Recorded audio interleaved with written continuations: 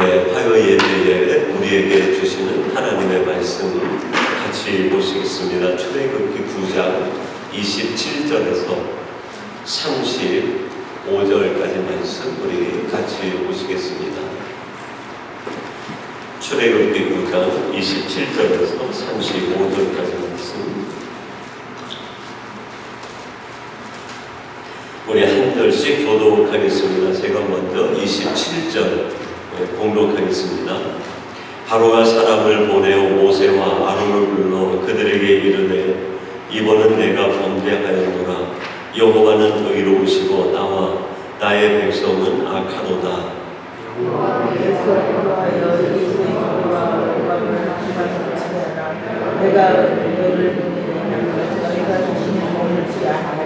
모세가 그에게 이르되 내가 성에서 나가서 온 내 손을 여호와를 향하여 펴리니 그리하면 우레소리가 그치고 우박이 다시 있지 아니할지라. 세상이 여호와께 속한 줄을 왕이 알리이다. 그러나 왕과 왕의 신하들이 여호와 하나님을 아직도 두려워하지 아니할 줄을 내가 아나이다. 그때 보리는 이삭이 나왔고 삼은 꽃이 피었으므로 삼과 보리가 상하였으나 그러나 밀과 쌀은 전하지 아니하고 상하지 아니하더라. 모세가 바로를 떠나 성에서 나가 여호와를 향하여 손을 펴매 우레소리와 우박이 그치고 비가 땅에 내리지 아니하니라. 바로가 비와 우박과 우레소리가 그친 것을 보고 다시 범죄하여 마음을 완악하게 하니 그와 그의 신하가 꼭 하더라. 35절 같이 봅니다. 바로의 마음이 완악하여 이스라엘 자손을 내보내지 아니하였으니 여호와께서 모세에게 말씀하신 것 같더라. 아멘. 오늘 화요 예배 시간에 주신 말씀 출애굽기 9장 27절에서 35절 말씀을 갖고 내 안에 숨어있는 불신앙이라는 제목으로 함께 말씀을 나누고 하나님의 말씀을 전하도록 하겠습니다. 이스라엘 백성들이 그 애굽에서 완전한 출애굽을 이루기 위해서는 두 가지의 출애굽이 필요했습니다. 하나는 그들의 몸이 물리적으로 애굽으로부터 분리되는 출애굽이었습니다.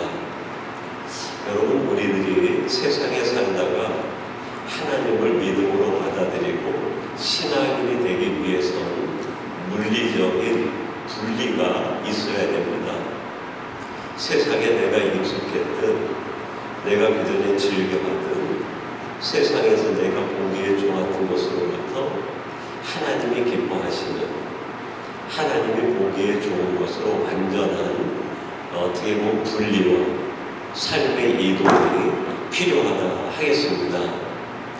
또 한 가지 출애굽이 중요한데 그것은 마음의 출애굽입니다. 이스라엘 백성들이 모세와 함께 애굽에서 이제 출애굽기 13장에 보면 완전히 나오게 됩니다. 14장에 가면 그 바로의 군사가 그 철 병거를 가지고 홍해를 건너기 직전에 있는 이스라엘 백성들을 추격해오자 이스라엘 백성들이 두려움에 모세를 향해 원망을 합니다. 그러면서 출애굽기 14장 12절에 보면 뭐라고 얘기합니까? 저 애굽에 매장지가 없어서 우리들을 이곳에 이끌어다가 이 광야에서 죽게 하려고 하느냐. 그들이 또 광야를 지나다가 먹거리가 떨어졌어요. 물이 떨어졌어요. 그러니까 하나님을 향해 원망하고 모세를 향해서 뭐라고 얘기합니까? 우리가 차라리 그 애굽의 고깃가마 곁에서 그 고기를 먹는 때가 지금보다 훨씬 좋다라고 얘기합니다. 몸은 남았는데 여전히 마음이 출애굽을 하지 못한 거예요. 우리들이 예수님을 믿고 나면 전에 즐거워하고 좋아했던 것들이 이상하게 싫어지게 되고 그게 별로 마음에 그래서 자연스럽게 내가 하나님이 기뻐하시는 쪽으로 삶의 패러다임이 바뀌게 됩니다. 그럼에도 불구하고 여전히 남아있는 우리 마음속에 옛 습관들과 옛 마음들이 있게 돼요. 어떻게 보면 이스라엘 백성들의 경우에 몸의 출애굽보다 더 어려웠던 게 마음의 출애굽이 아니었을까.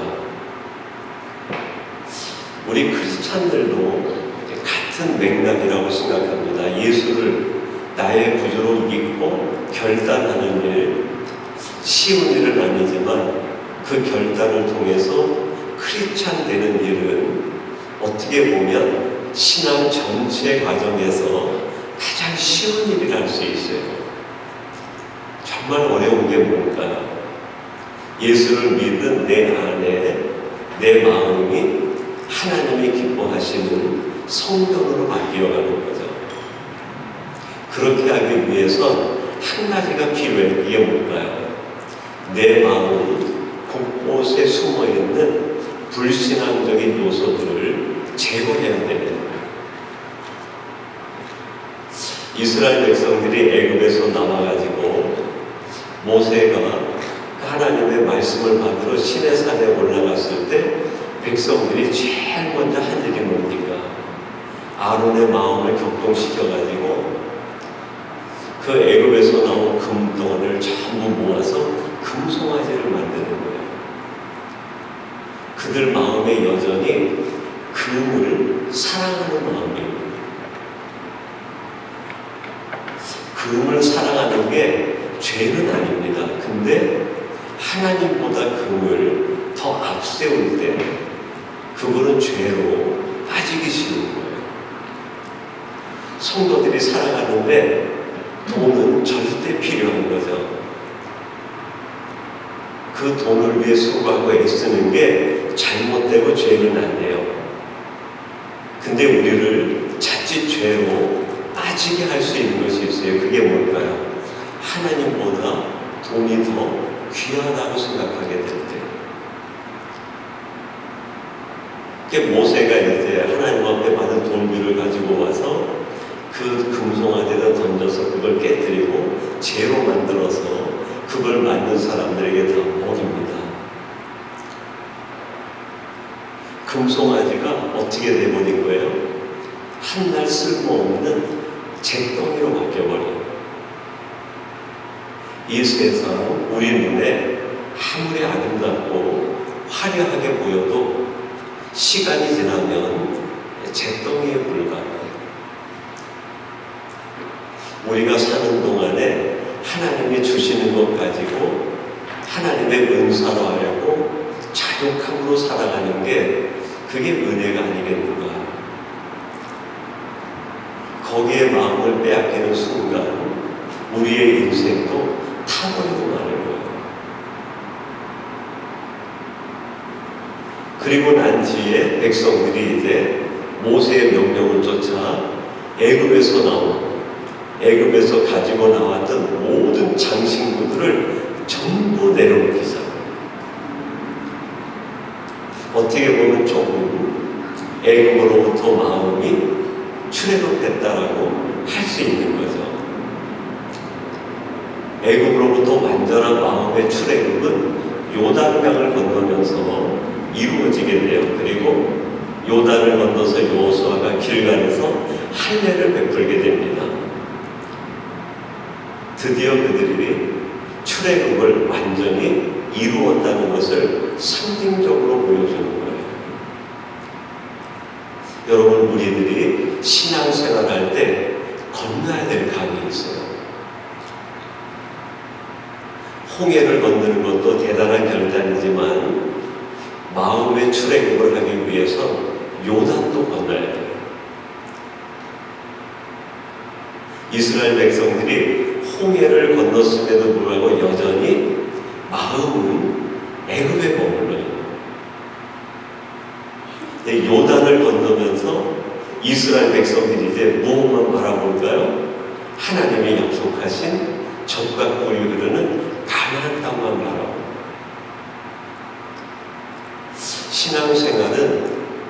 원타임이 아니에요. 예수님을 한번 믿었다고 해서 우리의 신앙이 완성되는 게 아니라 그것은 시작이라고 할 수 있어요. 그리고 우리의 신앙은 내가 살아가는 삶의 현장에서 서서히 완성되어가고 성숙되어가는 거예요. 그 과정을 신앙으로 이야기한다고 하면 내 속에 숨어있는 불신앙적인 요소들을 빼어내는 시간이다. 오늘 우리가 살아가는 삶의 현실은 그런 의미에서 내 안에 숨어있는 불신앙적인 요소와 싸우는 시간이 아니겠는가. 오늘 본문에 보면 하나님께서 모세를 통해서 바로에게 하나님의 뜻을 얘기하고 하나님의 메시지를 전합니다. 처음에는 아예 귀담아 듣지도 않았던 바로가 서서히 그 하나님의 음성에 귀를 기울이게 돼요. 그리고 하나님을 알아가게 됩니다. 그런데 여전히 바로는 불신앙의 대명사로 남게 돼요. 그럼 오늘 본문 속에 담겨있는 바로가 보이는 불신앙의 형태, 모습은 도대체 뭐였을까? 그것을 한번 생각해보고 혹시 내 안에 이러한 것들이 숨어있지는 않는가? 그걸 한번 말씀을 통해서 자가 진단해보는, 나의 영적 상태를 진단해보는 시간으로 함께 나누었으면 좋겠어요. 첫 번째로 바로 안에 숨어있었던 불신앙은 지식으로만의 신앙이었어요. 조금 다른 말로 표현하면 머리로서의 신앙이에요. 머리로서. 오늘 본문 27절, 이게 앞에 바로라고 하는 말이 들어가지 않으면 정말 위대한 신앙인의 신앙 고백처럼 들려요. 27절 우리 같이 한번 공독해 보겠습니다. 27절 같이 봅니다. 시작. 바로가 사람을 보내어 모세와 아론을 불러 그들에게 이르되 이번은 내가 범죄하였노라. 여호와는 의로우시고 나와 나의 백성은 악하도다. 여러분 좀 깜짝 놀랄 일 아닙니까? 맨 앞에 나오는 주어 바로, 그 말을 다윗 그런 이름으로 한번 바꿔보세요. 내가 다윗이라는 이름으로 바로라는 이름을 대신해서 한번 공독해 보겠습니다. 다윗이 사람을 보내어 모세와 아론을 불러 그들에게 이르되 이번은 내가 범죄하였노라. 여호와는 의로우시고 나와 나의 백성은 악하도다. 시편 한 구절 같지 않습니까? 27절이 우리에게 시사하는 바가 뭘까요? 바로가 하나님을 너무 잘 알아. 다윗이 하나님을 아는 만큼 우리들이 하나님을 아는 것보다 더 깊이, 더 많이 바로가 하나님을 알았다는 거예요. 7번째까지 재앙을 겪다 보니까 하나님이 얼마나 의로우신지, 그분에게는 조금 더 흠이 없고 진실하시고 옳으신 분이라는 것을 바로 알았어요. 그 의로우신 하나님 앞에 자기를 비춰보니까 자기는 너무 엉망인 거예요. 나와 내 신하 내 백성은 악하도다. 우리들도 이런 고백 잘 못하는데 바로가 이런 고백을 하는 거예요. 근데 바로의 신앙은 하나님에 대한 관계는 딱 거기까지예요. 하나님을 아는 것까지. 하나님을 아는 것과 하나님을 믿는 것은 다른 거예요. 하나님을 아는 것과 믿음대로 살아가는 것은 완전히 다른 별개의 문제입니다. 믿음대로 살아가기 위해서 하나님을 아는 건 굉장히 중요해요. 근데 하나님을 아는 것으로 거기까지 그치면 그것은 우리 안에 불신앙을 만들어내요. 우리는 하나님을 아는 데 그치는 것이 아니라 그 아는 하나님을 나의 하나님으로 믿음으로 받아들이고 그 믿음대로 살아가는 결단이 이루어져야 되는 거예요. 지금은 돌아가신 그 신영복 교수님이 계시는데 그분이 쓴 책에서 그런 얘기를 해요. 사람에게 가장 먼 여행이 있대요. 그 먼 여행은 머리에서 가슴으로의 여행. 내가 아는 게 가슴으로 느껴져서 감동으로 내 마음을 움직이는 이 거리가 지구 10바퀴를 도는 것보다 더 먼 여행이에요. 머리에서 가슴으로 내려오는 것도 어려운데 또 하나의 먼 여행이지. 그게 뭘까요? 가슴에서 발에까지 내려요. 가끔 우리 성도님들이 예배하고 또 성경 공부나 은혜로운 말씀 묵상 시간이나 있을 때 아멘하고 은혜를 받아요. 이게 머리에서 하나님의 은혜가 가슴으로 내려오는 거죠. 근데 대부분의 성도들이 거기에서 딱 멈춰요. 아멘은 있는데 그 이후가 너무 약해요. 근데 우리의 신앙은 아멘에서 끝이 아니라 그것이 내 삶으로 표현되어지는 거기에서 신앙이 꽃이 피어요.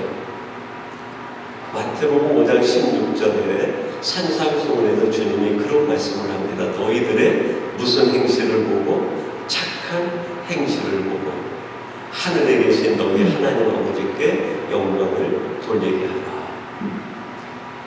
지식으로 하나님께 영광을 돌리라. 그러지 않으셨어요. 아멘. 그 자리로 그것으로 하나님께 영광을 돌리라. 그러지 않으셨어요. 그것이 내 발로 내려가서 내 삶으로 표현되어질 때 그것이 하나님께 영광이 된다는 거예요. 내 발로 표현되는 게 작아도 괜찮아요. 그게 큰 일이 아니어도 괜찮아요. 정말 사람 눈에도 보이지 않을 정도로 계좌씨만 해도 괜찮아요. 사람 눈에는 안 보이지만 하나님이 주신 그 은혜가 머리에서 가슴으로 발밑에 내려가서 행동으로 드러난 것은 하나님이 알고 계세요. 아버지 하나님이 보시는 그 하나님이 그렇게 머리의 신앙으로 머물지 않고 가슴으로 발로 이어진 삶으로 표현된 그 신앙을 보고 하나님이 뭐라고 하실까요? 참 잘한다, 착하다, 충성된다. 아는 것이 많은 사람에게 하나님이 충성된 종아 그런 적이 한 번도 없어요. 제가 아는 한, 제가 지금까지 성경을 보고 묵상하고 성경을 보고 아는 한 그런 내용은 없어요.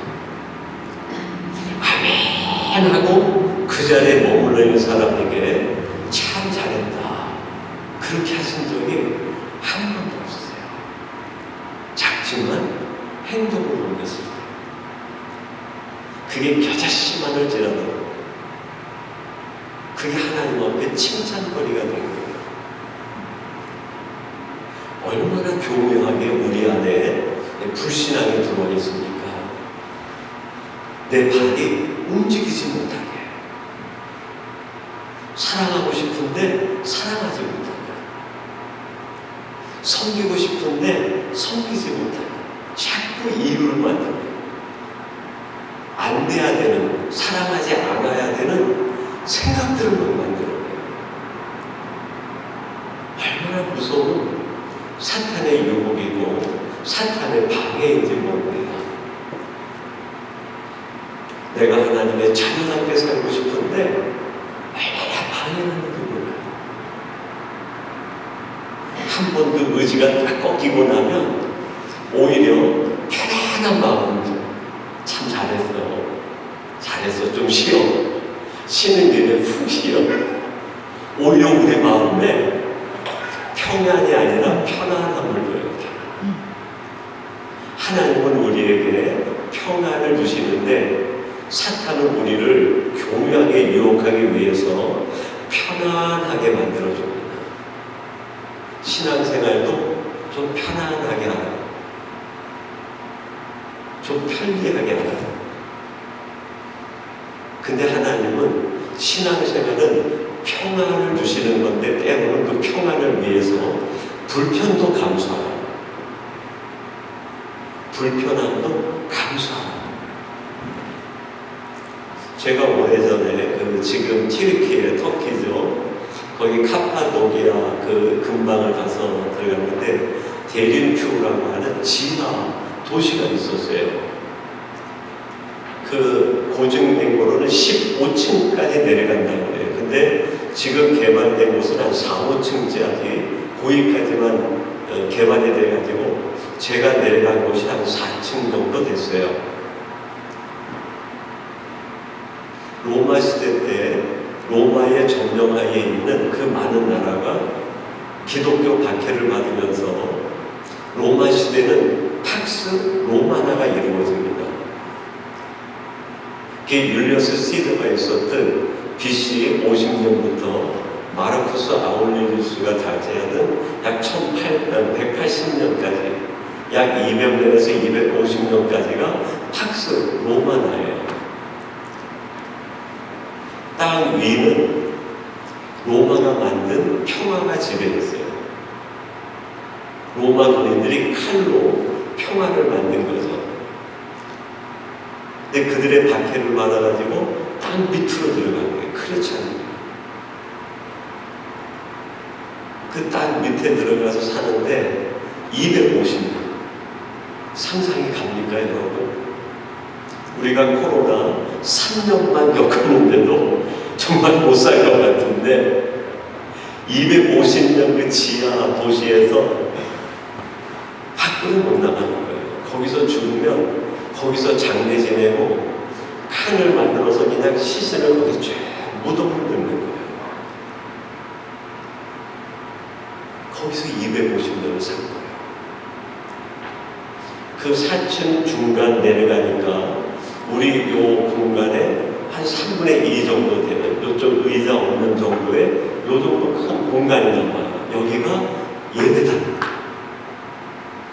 흙벽인데 거기에 십자가가 이렇게 파져 있고 그 옆에는 그때 크리스찬들이 쓰던 상징들이 문양들이 있는 거예요. 물고기 문양도 이렇게 있고 십자가 문양도 있고 마라나타라는 단어도 써 있고 250년간 하나님의 사람으로 살기 위해서 대가를 치른 거예요. 그걸 보는데 가슴이 뭉클해지더라고요.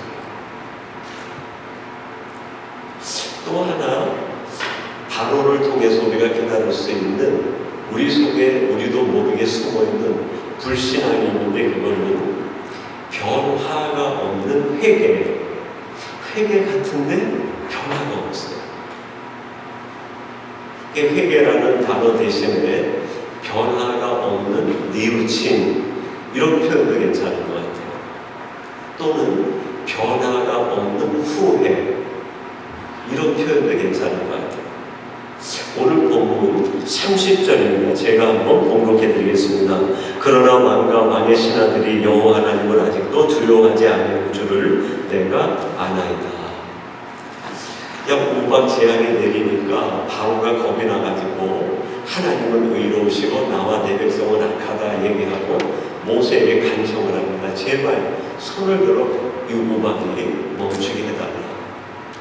근데 모세가 내가 하나님 앞에 기도하여 하나님의 우박을 멈추게 하실 수는 있는데 바로 당신이 말한 것처럼 그렇게 돌아서지 않을 거라는 거예요. 회개처럼 보이는데 회개가 아니라 단순히 인간의 후에 뉘우침으로 끝나는 거예요. 하나님이 우리에게 원하시는 것은 후회가 아니에요. 뉘우침이 아닙니다. 하나님 앞에 완전한 회개를 하나님이 기대하고 원하고 계시는 거예요. 회개라는 말이 신약 용어로 헬라어로 메타노이아라고 얘기를 해요. 근데 이 메타노이아는 신학 용어가 아니라 군사 용어예요. 군인들이 제식 훈련을 하다가 뒤로 돌아 할 때 그 명령이 떨어지면 방향을 확 바꾸잖아요. 그게 메타노이아예요. 뒤로 돌아 방향을 틀어요.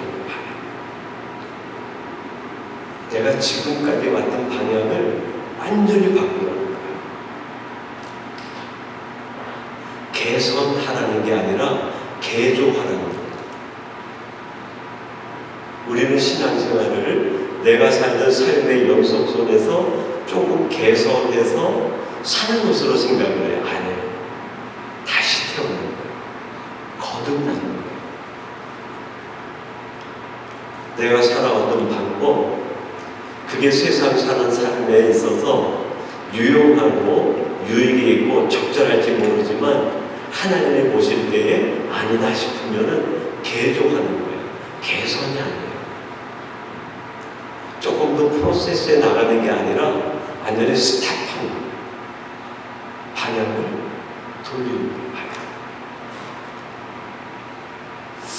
새벽 예배 때 우리가 시편 말씀을 묵상하는데 시편에 나오는 다윗의 그 많은 고백과 시편의 규절들을 바라보면 비교되는 두 사람이다. 사무엘 상하서에 나오는 두 사람의 왕이죠. 사울 왕과 다윗 왕이에요. 근데 하나님이 사울의 집은 점점 쇠해가고 다윗의 집은 점점 흥했다라고 얘기를 해요. 그리고 하나님이 사울을 버리고 다윗을 택했다 말씀합니다. 도대체 사울과 다윗의 차이가 뭐였기에 하나님이 이렇게 사울이 아닌 다윗을 사용하신 것일까? 오늘 메시지의 관점으로 바라보면 아주 명쾌한 중요한 한 가지 차이가 있어요. 그게 뭘까요? 사울과 다윗에게는 회개의 있음과 없음의 차이가 있어요. 사울은 회개 같은데 회개가 아니에요. 자기 감정에 뉘우침일 뿐이에요. 그 사무엘상 24장 17절에 이렇게 말씀합니다. 다윗에게 이르되 나는 너를 학대하되 너는 나를 손대하니 너는 나보다 의롭도다. 다윗이 사울에게 쫓기다가 10광야로 들어갔어요. 그 광야에 들어가서 헤매다가 사울이 쫓아와서 피실 뻔할 것을 찾다가 동굴이 있어서 들어갑니다. 근데 날이 저물고 해가 저물고 잘 곳을 찾다가 다윗과 그 부하들이 숨어있는 동굴에 누가 들어와요? 사울이 들어와요. 병사들도 대동하지 않고 사울이 들어와서 잠을 청하는 거예요. 이 다윗의 부하들이 그 사울을 죽이자고 하는데 그걸 막고 옷자락만 빼서 나옵니다. 그걸 사울이 잠에서 깨니까 다윗이 얘기해요. 왕이여 왕이여 어찌 나를 이렇게 죽이려고 합니까? 하나님이 당신을 내 손에 붙였는데 나는 당신을 해하지 않고 옷자락만 베어나간다는 거예요. 그들이 지금이 사무엘상 24장 10절에서 지금 말씀하는 겁니다. 사울이 사울아 너는 나보다 의롭다. 내가 너를 다시는 추적하지 않겠다. 약속을 해요. 근데 한 장 걸러서 25장 걸어서 26장 2절에 보면 이렇게 말합니다. 사울이 일어나 10광야에서 다윗을 찾으려고 이스라엘에서 택한 3,000명과 함께 10광야로 내려가서 3,000명의 군사를 데리고 또 다윗을 죽이기 위해서 광야로 군사를 끌고 달리는 거예요. 진정한 회개가 아니죠. 내가 하나님 앞에 진정한 회개를 했나 안 했나 스스로 내가 한번 점검해 볼 수 있는 질문이 있을 수 있어요. 내가 회개의 사람인가? 하나님과 만나서 정말 진정한 내가 회개가 있었나? 무엇이 할 수 있을까요? 하나님을 만나고 주님을 만난 뒤에 정말 회개다운 기도를 한 뒤에 변화가 있었는지, 내 삶에 변화가 있는지 한번 체크해 볼 필요가 있어요. 나의 언어 생활은 체크해 보는 거예요. 내 시선은 체크해 보는 거예요. 내가 만나는 사람들은 체크해 보는 거예요. 만난 뒤에도 여전히 그대로 있다고 하면 제 기준으로는 하나님의 기준은 모르겠어요. 어떻게 보면 내가 회개했다고 스스로 나를 속이고 있는 것은 아닌가. 회개하면 다시 과거로 돌아갈 수 없기 때문에 그래요. 그 어거스틴의 일화가 있지 않습니까? 그 집으로 가는 길에 아이들이 펴서 읽어라 하는 이야기를 듣고 집에 들어가 성경을 펴서 하나님이 주시는 로마서의 말씀을 듣고 회심을 해요. 그리고 나서 어느 날 시장을 지나갔는데 옛날에 알던 그 여인들이 와서 뒤에서 어거스틴이라고 부르는 거예요. 짓궂게 어거스틴이 예수를 믿고 회심했다고 하니까 일부러 더 그러는 거예요. 대답도 하지 않아요. 자기 갈 길만 가고 있는데 여인들이 앞으로 뛰어와가지고 어거스틴을 불러대니까 어거스틴이 그렇게 얘기를 해요. 나는 어제의 어거스틴이 아닙니다. 나는 어제의 그 사람이 아니다. 하나님을 만난 그 감격 속에 내가 하나님의 사람으로 살겠다고 결단과 고백을 하고 진정한 회개가 있고 나면 다시는 옛날로 갈 수가 없는 오랜 습관이니까 그게 연장될 수는 있어요. 근데 그게 오래 가지 않아요. 전에 하던 언어를 내가 쓸 수 있어요. 근데 금방 느껴져요. 내가 이런 거 하면 안 돼요. 전에 가졌던 마음을 그대로 가지고 갈 수 있어요. 근데 알아져요. 이 마음도 아닌데. 전에 했던 생각을 그대로 가지고 갈 수 있어요. 근데 깨달아져요. 이 생각은 아닌데. 이거 내려놔야 되는데. 전에 즐겨 하던 것이 있는데 습관으로 오래됐으니까 할 수 있어요. 근데 깨달아져요. 하나님이 기뻐하지 않으시는 건데 그 변화가 있어요. 근데 그런 변화가 정말 뒤따르지 않는다고 하면 진지하게 하나님과 나와의 관계를 다시 물어볼 필요가 있어요. 그것이 있어야 우리는 비로소 성도로서의 변화가 성장과 성숙이 이루어지기 때문이에요. 그게 없이는 자라지 않아요. 그게 없이는 성장하지 않아요. 다윗은 어땠을까요? 철저한 회개자예요. 밧세바의 관계로 그 나단 선지의 지적을 받았을 때 자기 침상이 눈물로 뜰 정도로 눈물을 흘리면서 통회의 기도와 자문을 합니다. 그때 지은 시가 시편 51편이에요. 7절에 보면 이렇게 다윗이 고백합니다. 무술초로 나를 정결하게 하소서. 내가 정하리이다. 나의 죄를 씻어주소서. 내가 눈보다 희리이다. 나를 깨끗게 해주세요. 나를 정화시켜주세요. 다윗은 이렇게 변화가 있는 회개의 삶을 통해 사도행전에서 하나님이 다윗을 보고 뭐라고 말합니까? 이세 아들 다윗을 보니 내 마음에 합한 사람이라. 얼마나 부러운지 모르겠어요. 오늘 이 시간 예배하는 여러분들을 보고 하나님이 우리 중앙교회 아무아무개 장로님, 권사님, 집사님을 보니까 성도님을 보니까 내 마음에 합한 사람이다. 이런 칭찬을 듣는 저와 여러분이 되기를 주님의 이름으로 축원합니다. 우리 같이 기도하겠습니다.